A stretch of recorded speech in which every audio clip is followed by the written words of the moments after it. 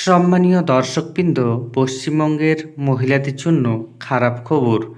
লক্ষ্মীর ভাণ্ডার প্রকল্পে নাম কাটা শুরু হলো।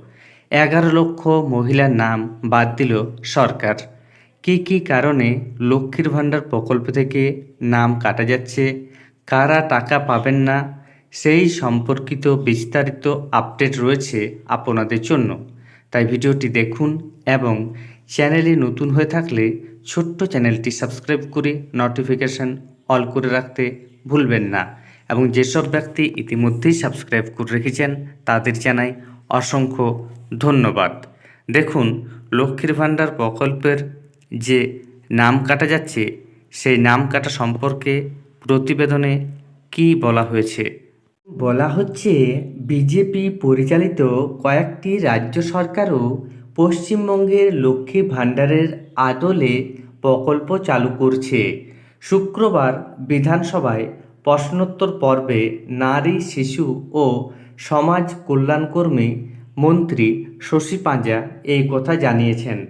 বিজেপি বিধায়কদের উদ্দেশ্যে মন্ত্রীর কটাক্ষ, লক্ষ্মীর ভাণ্ডার প্রকল্পটি রাজনৈতিকভাবে আপনাদের কাল হয়েছে। প্রকল্পটি যে ভালো সেটি অন্তত স্বীকার করুন। এদিকে বিধানসভায় শশীদেবী বলেন, 2021 সালে চালু হওয়ার পর থেকে এখনও পর্যন্ত এই প্রকল্পে 39,817 কোটি টাকা খরচ করা হয়েছে। প্রকল্পের সুবিধা প্রাপক মহিলার সংখ্যা বেড়ে এখন হয়েছে 2,15,88,475 জন। একাধিক বিধায়ক লক্ষ্মীর ভাণ্ডার নিয়ে এদিন বিধানসভায় অতিরিক্ত প্রশ্ন করলেও মহিলাদের মধ্যে জনপ্রিয় প্রকল্পটি নিয়ে কোনো মহিলা বিধায়ক কেন প্রশ্ন করলেন না, প্রশ্ন তোলেন স্পিকার বিমান বন্দ্যোপাধ্যায়। এরপর শশী পাঁজার দপ্তরের জন্য একটি প্রশ্ন নিয়ে আলোচনার সময় শাসক ও বিরোধী দলের কয়েকজন মহিলা বিধায়ক এই প্রসঙ্গ তোলেন। বিজেপির এক মহিলা বিধায়ক লক্ষ্মীর ভাণ্ডার দেওয়া হলেও রাজ্যে মহিলাদের নিরাপত্তা নেই বলে দাবি করেন।